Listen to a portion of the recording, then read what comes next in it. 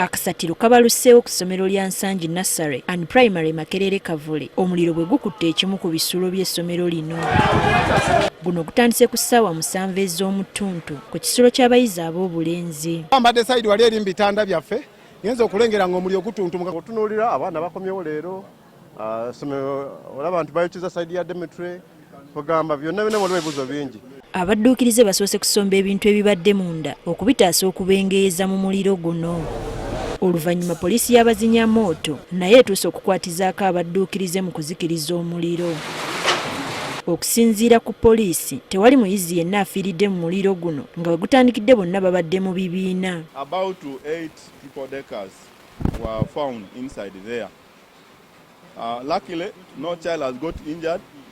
No one has died in the fire, but as you see, the entire floor has got burnt by the fire.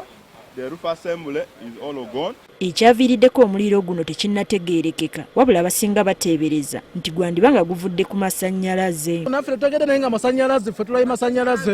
As far as the cause of the fire is concerned, we are not yet certain what caused the fire. We are going to continue studying the place. Mmeeya w'eggombolola y'e Kawempe Emmanuel Sserunjogi alaze obwetaavu bw'okusomesa abasomesa ku ngeri y'okwetangiramu omuliro. Twagala okuteekawo enkola esobole okutendeka abakozi b'essomero bonna okubeera nga balina skills ezisobola okubayamba okulwanyisa omuliro.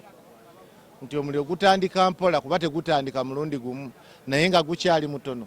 Abasomesa abali ku ssomero balina obumanyirivu n'obusobozi obusobola okulwanyisa omuliro. We tuviiriddeyo ng'embeera ezze mu nteeko era nga n'abayizi baddiziddwayo ku ssomero.